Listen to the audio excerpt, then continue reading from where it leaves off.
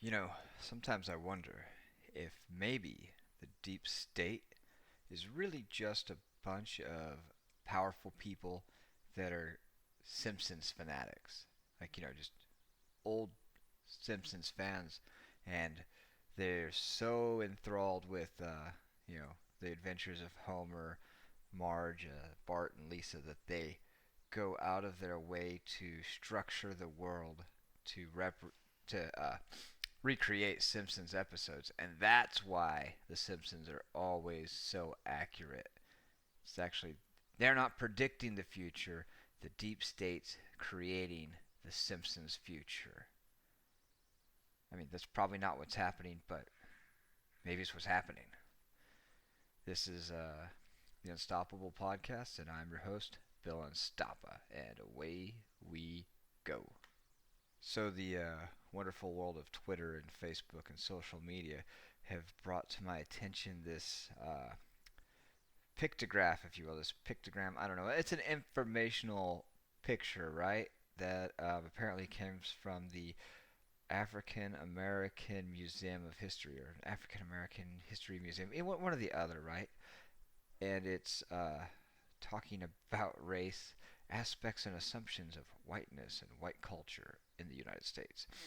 And so some of the things are, and I don't want to say that like anything here is completely inaccurate or wrong. Like to me, I think it's mostly Western culture, and that they're painting it. Maybe they're painting it the right direction. I don't know, but there's so many people that they refer to this whiteness, and you have to reject whiteness, or that it's just a problem with whiteness. It's like here's the problems with whiteness. Apparently, rugged individualism. The individual is the primary unit. Self-reliance, independence, autonomy, and high valued plus reward are rewarded. The individual is assumed to be in control of their environment. You get what you deserve. These are things that need to be fixed, apparently, or pointed out. Maybe these are tenets that other cultures shouldn't have. I mean, like what the fuck is wrong with any of that? Okay, like I get it. Like, the individual is assumed to be in control of their environment. Well, that's a false statement. I mean, maybe some people believe that they're really in control of their environment. They're deluded because I can hardly get my fucking AC to work most of the time. Um, and then, I am a supervisor in my career, and like I'm hardly in control of that environment. Like it's insane. I mean, like the world is dynamic, and you have many people with many spheres of influence, and you have to learn to adapt and cooperate and work together. And so, like, you don't always get what you deserve. Maybe to some degree you do get what you deserve, because it, it just becomes problematic when you don't even understand what it is that you deserve, right? And there's a lot of times though that a lot of bad people win, and bad people get what you deserve, and you get what they deserve. And so maybe that's a true thing. But like, what about this other shit?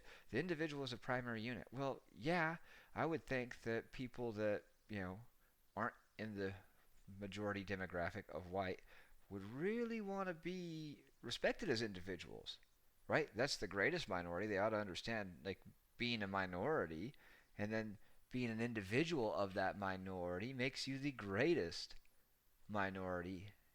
And you want to be removed from this racial stereotype that grafts you into this collective assumption of guilt, right? Like you're guilty because you're black. Right? You're likely because there was another black guy that committed a crime, and you're black, and therefore you are guilty too, or you're likely guilty. Like, right? No, you want to be treated as an individual. You want to say, no, I'm not that guy. That guy is that guy. I am this guy.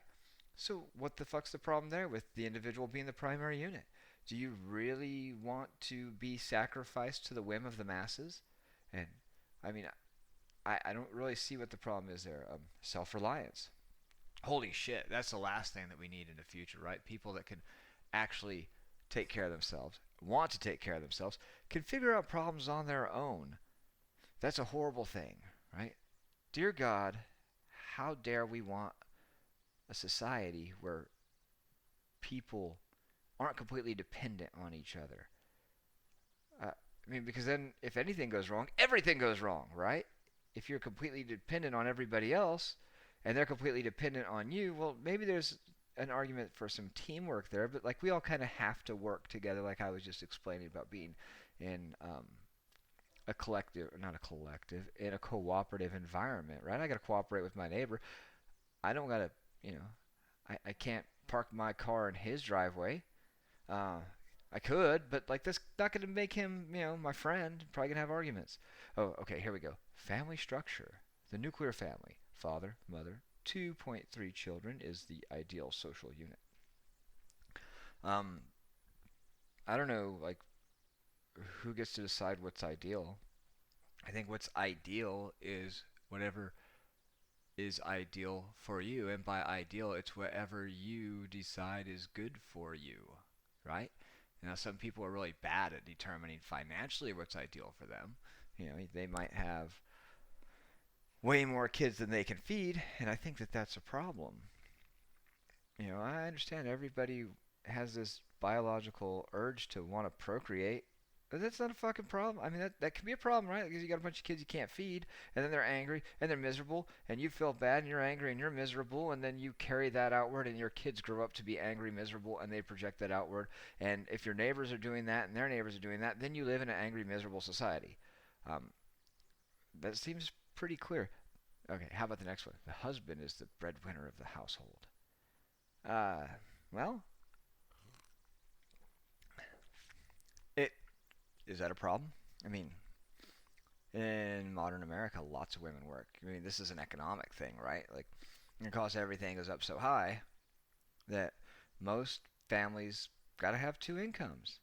And a lot of the middle class families that have two incomes, they get pretty high up there in the middle class because, two six-figure incomes coming in, like that grants you a whole lot of economic freedom.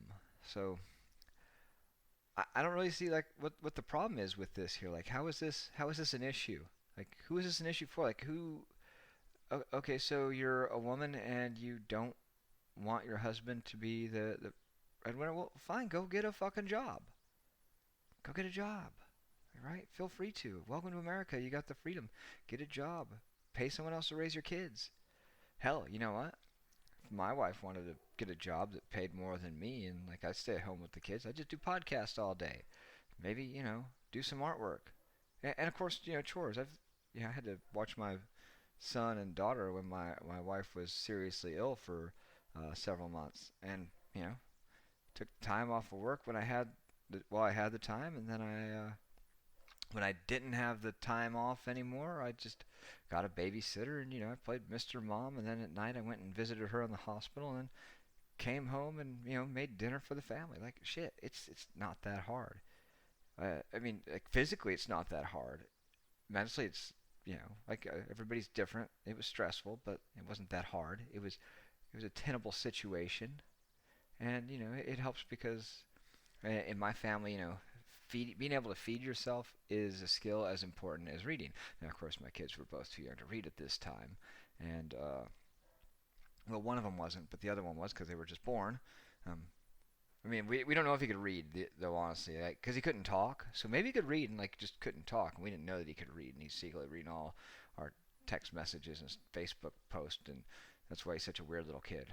I'm just kidding. If you're, your kid better not be listening to this. But anyhow, right? Wife is homemaker and subordinate to the husband. That's some Wally Cleaver bullshit, okay? Right, that shit doesn't go down in America anymore. Like maybe there's like some Mennonites and some some fundamental Christian evangelical groups that kind of feel that way. But like that's such an old, outdated idea. I mean, fuck. I think we're in a post um, married with children culture now, right? Like everybody's Al fucking Bundy and every wife is Peggy Bundy, or maybe everybody's Al Bundy married to Al Bundy. It's just Al, Al, from both sides, like male, female, right? The gender's completely swapped, 50-50% of each other. Everybody's 50% Peggy, everybody's 50% Al. You both scored 4 touchdowns in one fucking game, and you both got to get up and get your ass to the shoe store every day. I don't know, like that's great. Like my wife stays at home. I would not call her subordinate to the husband. Like, come on. Everybody knows the whole thing, happy wife, happy life. Like, this is not a well-known statement for any reason other than like it's primarily fucking true. You go home and tell your wife to kiss your ass and see how it works out. It's like that old joke, you know, lock your dog in the car and lock your wife in the car, come back an hour later and see guess which one's happy to see you. Now, I can tell you what, one of them will be wagging their tail, and the other one, well, you better sleep with one eye open, dude. So, right? Children should have their own rooms and be independent. Well, like if you can't afford two rooms, then that's it is what it is, right? I mean, you make your way by your own means, like what's best for you. Should children be independent? Fuck yeah, they should be independent. Like, this is not something that you don't want completely dependent children. How the hell are you going to have a wife that's not a homemaker and a husband who's also not a homemaker, but your children are completely dependent on you? How the fuck is that supposed to work? How are you going to go about your daily business of getting your shit done if your kids are completely dependent on you and you're not fucking there to take care of them? Uh, that's a problem, right? Like, so why the hell would you criticize that idea? Like, that's absolutely fucking retarded. Oh, wait, I'm not supposed to say the R word. So if anybody out there is, mentally challenged, and I say mentally, intellectually challenged, like, right, like you have a learning disability, like, I'm very sorry. I do not mean that you are retarded, but there's people who are willfully ignorant, and those are the ones who I'm speaking to when I say the nefarious R word. So don't misunderstand. I'm not trying to chastise anybody who is, has an actual legitimate disability. So, but like, where do we draw the line there? Like, where do you draw the line there? Like, if you have an economic, because like it's okay to call people stupid all the time. You can say President Trump's fucking stupid. He's a complete retard, right? And that's fair. Oh wait, you can't call him retards because that's not nice to retards to compare him to Trump, right? Like, how dare would you want to call somebody with a learning disability the T word? So, but seriously, like, where do you draw the line with the level of intellect that you can no longer insult them for being a low intellect, right? I don't know. This is really confusing to me. Like, I don't like to walk on eggshells or beat around the bushes. Like, I just got to come out with it. Like, I got to ask the fucking question: how do you decide who you can no longer insult and why? And like, maybe I'm not thinking this clear because I'm retarded. I don't know. Like, maybe I just don't see the forest through the trees. So moving on, right? Emphasis on scientific method, objective, rational, linear thinking, cause and effect relationships, quantitative emphasis. I mean, this is science, like scientific method, like what is measurable, definable, repeatable. Like, how this is a criticism of objective truth. Like, why would you not want to have your society structured on objective truths? Like, what kind of chance does it have to sustain in a long term game when reality does not give a shit about your social pet projects? Like, it doesn't care. Like, there is the world and the environment, and it is under no obligation to follow your protocol. So I cannot wrap my mind around why anybody would find this to be some sort of issue that needs corrected, addressed, mitigated, reduced, reprioritized. I don't know. I don't know. Like, that seems pretty clear cut. History. Okay, history. Based on Northern European immigrants experienced in the United States, heavy focus on British Empire, the primacy of Western, Greek, Roman, and Judeo-Christian traditions. Well, I think a lot of it comes around because, uh, well, they founded the ideas of the individual, right? So back to number one, right? Like, I don't want to say they founded the ideas. Like, most of your individualism, the way that we know it today, is a more of John Locke's philosophy. And this is a great thing. Like, people criticize the founding fathers because Washington and Jefferson owned slaves, but let's give the devil his due here and say that without their risk, their uh, gamble, right, to flip the British crown the bird and say we're making our own country and base it around these ideas by John Locke of of individualism, private property, sovereignty of the individual. That the groundwork, because these were ideas that weren't even extended to white British citizens at the time. And I don't know why I slurred that word. I'm drinking coffee here. Wasn't even extended to British citizens at the time. So they, Jefferson and Washington wrote it all out there and said, the Constitution, the way that we have it, all men are created equal, and sealed the deal. They really sealed the deal, right? This was the foundation, the legal foundation for the civil rights movement. Like, right when it all goes through Supreme Court and everything, that it all went back to this document and the Constitution and said, well, no, no, no, this is literally written into the framework of the country. And like just that document alone, completely isolated from all their other events, all their other actions, right, justify their place in history. That alone, like everything else, you know, water under the bridge, man. Like history's a brutal, savage place, but that right there deserves some recognition because that was some brilliant shit and a bold move, and it changed the entire fucking world. Like it inspired the French Revolution, it emboldened a lot of things. It made the British go, oh shit, maybe we should start listening to people and taking these ideas into consideration, or we're gonna get our asses kicked again. Consent of the governed, right? So, okay, back to that. So that's a real reason right there just to appreciate the Greek and Roman philosophies that came around, right? I mean, these are all things that need to be considered and are considered to be beneficial. This is why America and Western civilizations have done so great for individual rights, whereas other countries that didn't adopt these principles, they struggle with individual rights and human rights. I mean, Jesus Christ, look at fucking China. Look at Saudi Arabia, right? How do you look at those places and the way that they mistreat their people all the time and say, oh, well, it's all right. It's all good. It's okay. At least they're not Judeo-Christian and put an emphasis on Greek and Roman philosophy. Okay, how about this? Protestant work ethic. Hard work is the key to success. Work before play. If you didn't meet your goals, you didn't work hard enough. Well, all right, that work is the key to success. It's the key to success if you weren't born with, a huge wealth advantage. Sure, you can get around that, a huge wealth advantage, but let's be perfectly honest. Like the vast majority of all humans that ever lived didn't have that, including all the white ones, right?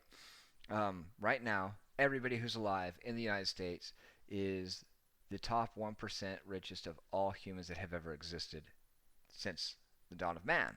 Now, of course, that doesn't really offer much condolence if you're like me sitting here at a cricky wooden table in your kitchen in, fuck all Texas and watching Jeff Bezos build a glorious mansion into the side of some remote cliff overlooking a magnificent beach that I can't even afford to look at through fucking pictures, right? I can't even afford a postcard of this place.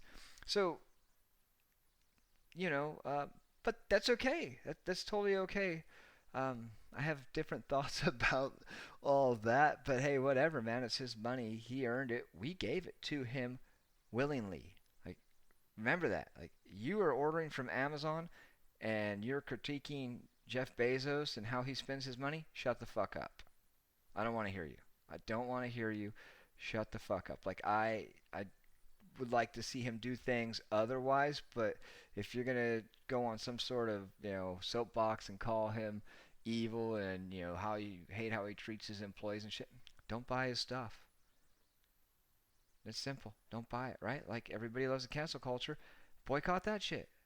You know, there you go. All right, right. Hard work is the key to success. It mostly is. Like, look at all your really successful athletes bust their ass.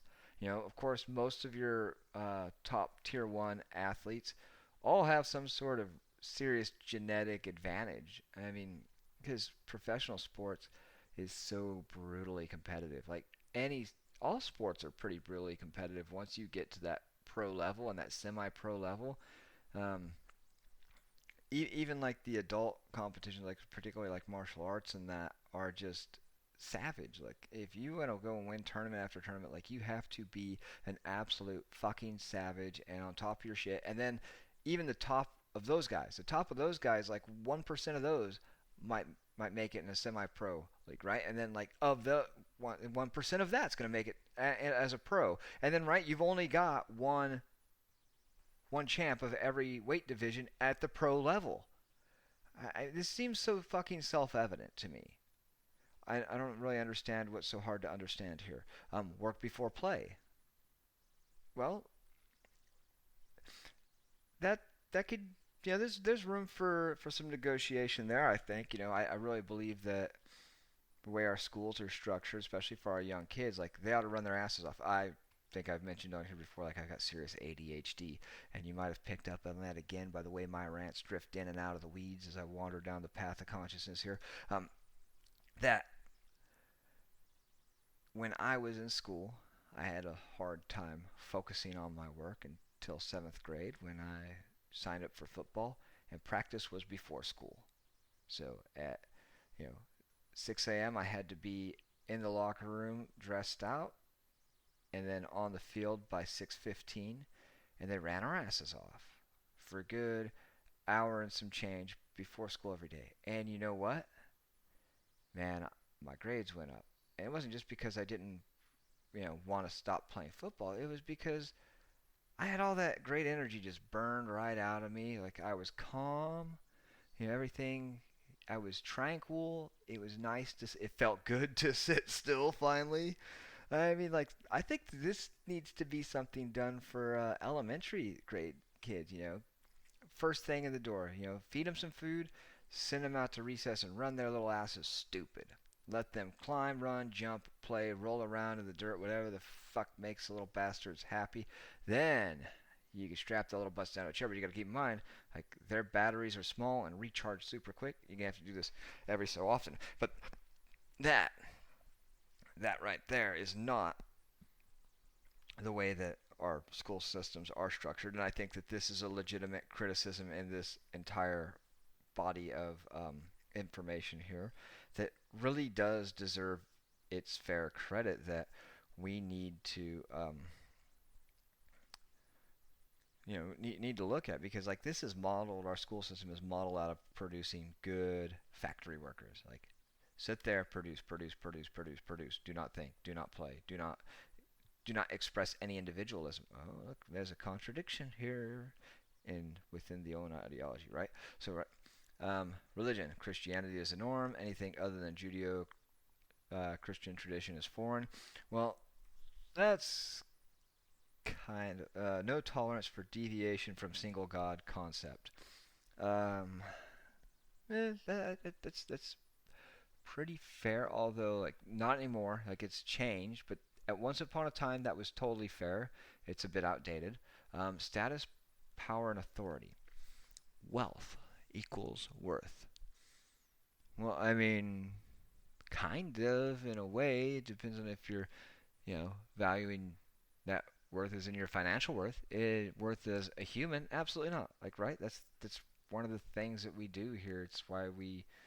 Um, it's why we have individual rights, because everybody is worth something, even if you're not obligated to provide for them. And I mean, now we have Social Security and Medicaid, Medicare, welfare, food stamps, etc. So like we are kind of also obligated to do that. So you can just go ahead and flush that aside as a fallacy. Your job is who you are. This is a strictly American concept. I don't want to say strictly, but like in my experience, like it's hugely American. I work overseas quite a bit, and typically nobody gives a shit what my job is. And like it's not just non-white people. I mean like other white people. Like I got a friend who's from Russia. He's from Moscow, and it's one of the things that he said was just so weird about the U.S. is that whenever he had friends in Moscow forever, like 30, 40 years, like they never even knew what each other did for a living, and they never even thought to ask. Like nobody gives a shit what your job is. They just want to know what your ideas are. So I think that's an American thing for sure. Respect authority. Huh. That's every goddamn country on the fucking planet. You can just fuck right along with that bullshit. Okay. Heavy value on ownership of goods, space, and property. Um, yeah. How about not having your shit taken from you? Like, what is wrong with that? Was a problem with that? I mean, we are not roving bands of Apache or Comanche on the open plains who live in tents and run around and rob other bands of other people. Like that's there's nothing wrong with not being that way. Like, I guess at one point in human history that was fine. That was a fine way to be, but it has nobody would like to be that way now. And anybody who wants it to be that way now is really silly, and they have no idea what they're asking for unless they really are just a murderous, thieving piece of shit. So, okay, right, move right along. Future orientation, plan for the future, delayed gratification, progress is always best, tomorrow will be better. Time, follow rigid time schedules. Time viewed as a commodity. Okay, right, so let's go back. Plan for the future. No, no, man, just fucking wing it. Like, just wing every day. Don't worry about it. Like, food will just pop in your plate. Like, who would want to do that? That's just retarded. I mean, that's just absurd. Why are we going to plan for the future? There's no future. Who?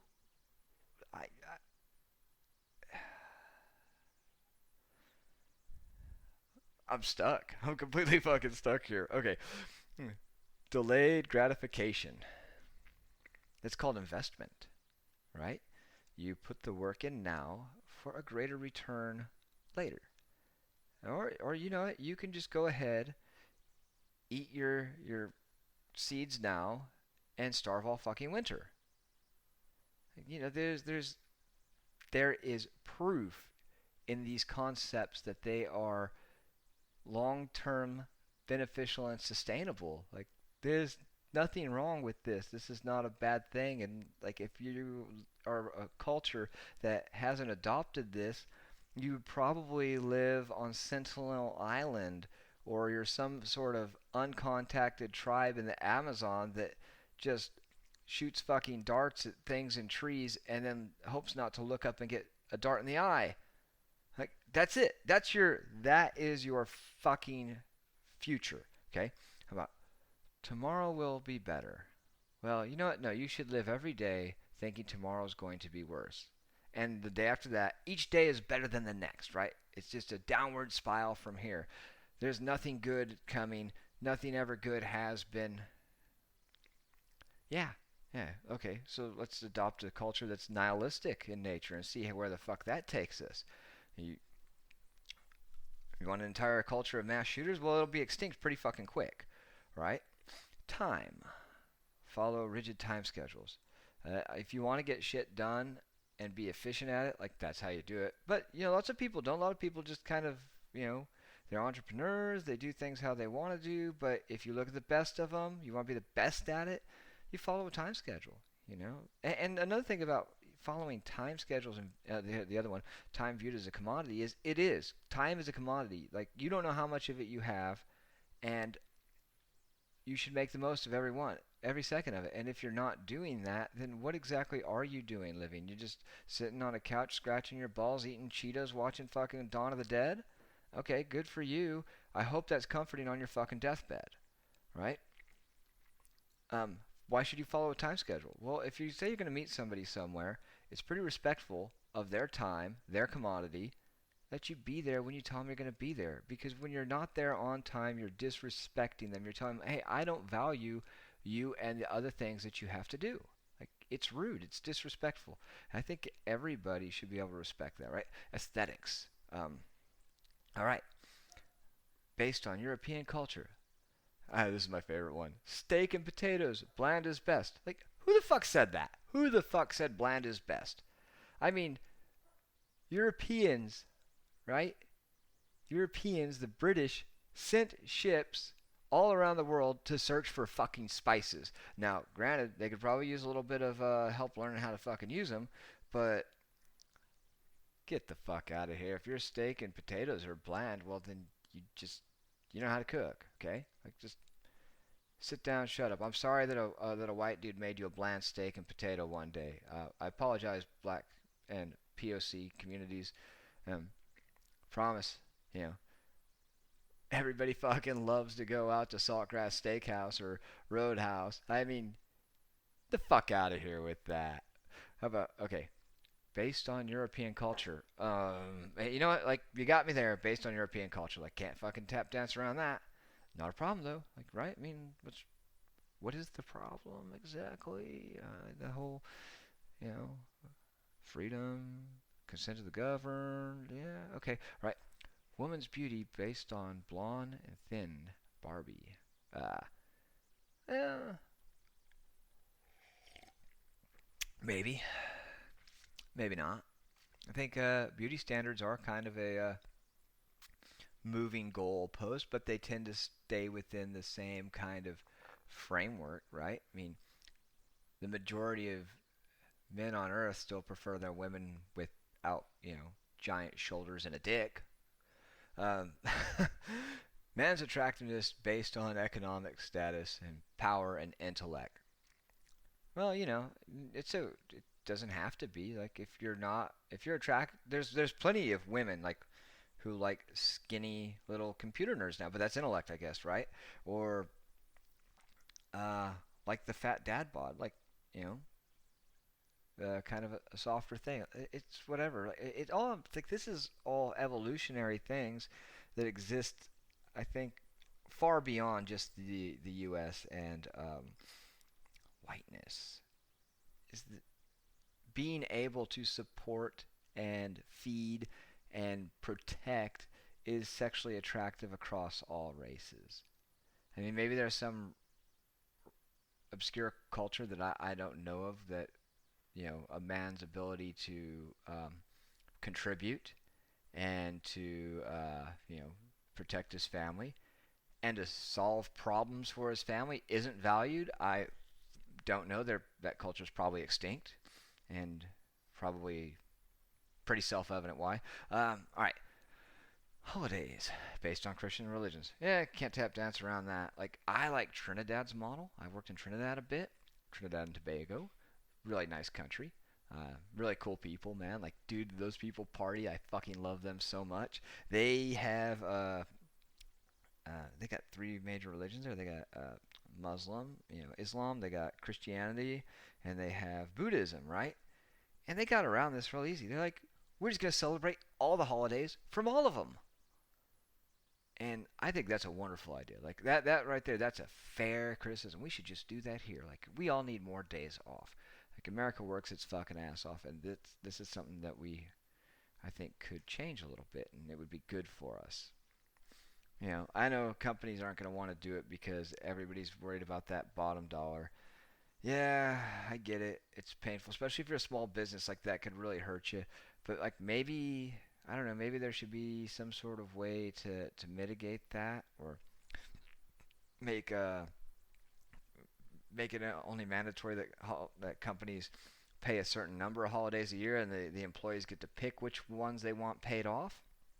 That way, you can't scream discrimination. And I know some people here will, because like we do have, we got cancel culture, and then we've got something that nobody else like really ever mentions, which is grievance culture, and that's just the foundation of the cancel culture. And that's the whole I can make money by screaming I'm a victim, and uh, like the Christians are pretty bad about it too when it comes to saying, "Oh my God, there's an attack on Christmas. It's a war on Christmas." Now, welcome to Starbucks, where there's a war on Christmas because they took "Merry Christmas" off the fucking cup. Yeah, and people get pretty goddamn wild. There's an old saying that I think is hilarious: is that conservative and liberal snowflakes melt at the same temperature.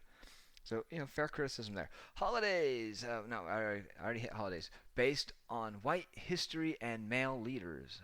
Um, hmm. Uh, I deem that to be true because most our leaders throughout history in, uh, most all cultures, most all nations are male. I mean, there's a few out there, like, I'm granted I'm ignorant to like a lot of cultures because there's so goddamn many. I'm not an anthropologist here, so forgive me. Uh, White history. Well, I mean, if you're in a country that's predominantly one color and came up that way, like it's going to be how it is. I wouldn't go to India and complain that it was all based on Indian history and Indian culture and Indian leaders. Like, that would be stupid. All right, so moving along. Justice, based on English common law. Well, the founders were from England. Uh, Protect property and entitlements. You know what? If you've got a problem with this, then give me all your shit. Just give it all to me. And if you have a problem with giving me all your shit, then you are a racist bigot. And fuck you, this conversation's over. Intent counts. Well, intent totally counts, right? It completely counts. And so let's say um, I burn your house down. Like, right? I show up with a can of gasoline. I pour it on your doorstep and light the motherfucker on fire. My intent was evil, right? I burned your house down. I'm a bad actor. I deserve to go to jail. I could have killed your family. Now, on the other side, right? I'm an electrician. I come in and I wire up your breakers and I make a mistake somewhere. You know, I made an honest mistake because I don't know, maybe I'm going through a divorce, I'm hot, I'm heat stroke, I'm in the attic, I fuck up and I crosswire something. I throw the breaker, a fire starts. I don't know, the breaker's faulty. Who knows, right? Some factory defect, what the shit ever, and your house burns down. I'm not an evil actor. I'm a guy that made a mistake, and my intent is completely the only the only difference there. Like, right? That's everything. That's everything. Intent counts. It absolutely counts. It's everything, all the way around. I mean, now that doesn't excuse bad plans. For bad plans, you could make the other analogy that you've got a stain on the rug, so you light the rug on fire, and you say, oh well, there's no more stain. Well, you had the good intent, but you're still an idiot, right? So, but intent totally counts. I would say 99% of the time, right? There's the exceptional, exquisite idiot that exists out there. Competition, be number one, win at all cost, winner loser dichotomy, action orientation, master and control nature, must always do something about a situation, aggressiveness and extroversion, decision making, majority rules, when whites have power. Oh, when whites have power, right? I like to throw that in there. Okay, be number one. Well, not everybody gets to be number one, but if you, right, if you pursue excellence, I'm sorry, if you pursue perfection, you will achieve excellence. I mean, and one of the best ways to do that is by comparing yourself to others' achievements and striving to exceed those, right? And there's plenty of argument to be made that like you don't have to be number one. Like, not everybody gets to be number one. Like, that's why it's number one and not number 50, because there's 50 others like you, 49 in front of you, right? Yeah, I don't see this as being anything that's harmful in nature. It's good to have this. Like, that's what nature wants. Nature wants a number one, right? Like, that's how the entire biological sphere is predicated. Like, this is why males compete against each other. Like, they have horns. They get to decide who mates by who kicks the other one's ass, who's number one. And sometimes you got to two males and a pride of lions, but they're typically brothers and creepy things ensue. But as you get a little bit older, one will kick the other's ass, and guess what? He's number one. Right? Win at all cost. That depends on the competition. Okay? Right? If it's war, well, we still have rules for war, but like if it's, street fight, like you're fighting for your life. Like, right? That you know, it's a fight. Like if you're not cheating, you're not fighting hard enough. You don't want to win. You don't want to you don't want to live. Okay, winner loser dichotomy. Well, if it's a competition and you don't have a winner, then it's not a fucking competition. Um, don't see a problem there. Action orientation. Action orientation. I'm not really sure what to make sure of this one. I guess just don't procrastinate so much. I'm totally guilty of that. Like I'm failing as a white dude for being not as action orientated, at least on my own time. How about master and control nature? You mean like a hierarchy? Maybe. I don't know. I'm not sure about this one. Master and control nature. Uh, you uh, there's total councils and groups. Like there's the consent of govern here. I think that this is just really a low key criticism to say that everything in America and whiteness is based around some sort of slave master relationship, and that it's all predicated on power and not on competence or consent in any way whatsoever, and I find it to be incredibly disingenuous. Right? Okay, must always do something about a situation. Well, if it's a situation, then it depends on what the situation is. Should you do something about it, right? If the situation is that you've got plenty of food and, you know, everybody's happy, like, no, there's nothing to do about that situation.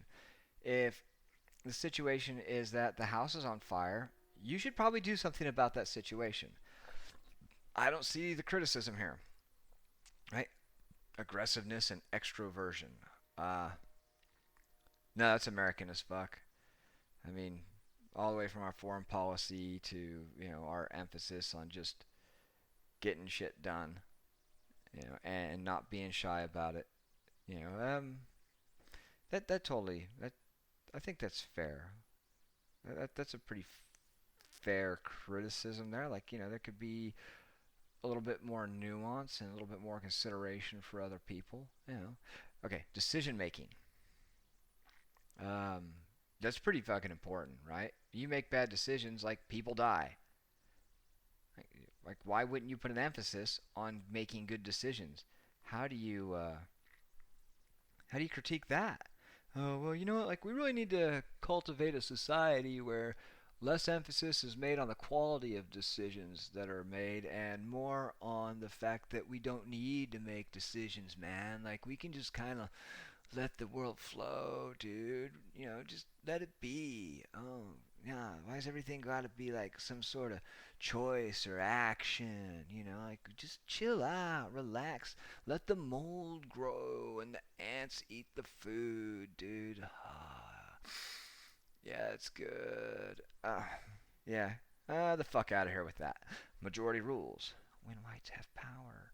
Oh, well, okay. Do you want minority rules? Is that the critique here? I mean, or do you not want protection for minorities? Or do you not want protection for majorities? I don't know. Like, um, this is why we have a democratic republic, is that the individual is protected from the tyranny of the majority. This is written into the constitutions, right? Into the Constitution. And fair enough, it was not always applied to everyone, and that is being remedied and should be remedied and continues to be remedied. And but I think that in a fair uh, caveat to that, we should consider the fact that it has been remedied faster in this short existence of this country, because this country is but a fucking flicker. It is a fleeting moment on the time scale of civilization. Okay? And that 200 years, 250 years that it took to get that shit solidified in legal form was a blink of an eye on the timeline of civilization. Whereas the standard for the previous 10,000 years was the complete opposite of that. right? Nobody else in the previous 10,000 years ever even thought to make that shit right. Well, maybe some people thought to do it, but there was no collective governmental group that formed to implement the language and foundation in the legal uh, body of a government of a country to fix that shit. So that that that deserves some respect. Okay, right? It's not that America is without criticism. There's plenty to criticize, but again, you got to give the devil its due. Okay, communication, the King's English rules. Yep, call me stupid. I don't even know what the fuck that is. Okay, the King's English rules. I guess clear communication, being able to speak professionally when required to, because not everybody likes to hear my potty mouth. Okay, I understand. Not everybody wants to hear my potty mouth. Like, um, it's difficult, and not everybody else wants to hear your potty mouth and your trash and your slang, right? Nobody wants to hear me talk like a inbred hillbilly redneck dip fuck. Okay, right? Written tradition.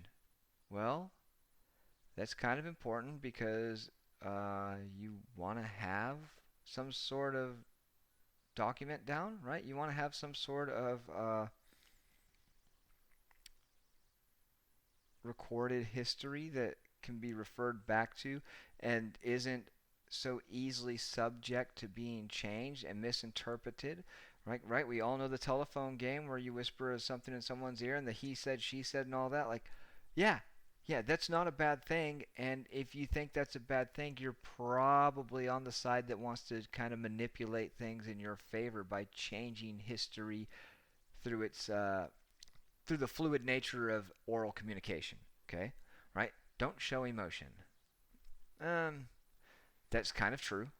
That's kind of true for the men, right? We definitely have a focus on some stoicism here, and that goes back to the Greek Roman philosophies. But that's important too, like especially in critical situations. Like nobody ever looks back at a catastrophe and says, "Fuck, I really wish I would have panicked more." Like I think that if I'd have been a little bit more terrified and shaking, literally shaking, I probably would have, handled that crisis a lot better. No, nobody fucking does that. There's a reason why, and it goes back to the scientific method because we look at things that happened and we look at what went wrong, we analyze it, and we go, hey, when the building started burning, Timothy over there started screaming and running around in a circle, or when Albert caught fire, he ran in a circle into a fucking cornfield.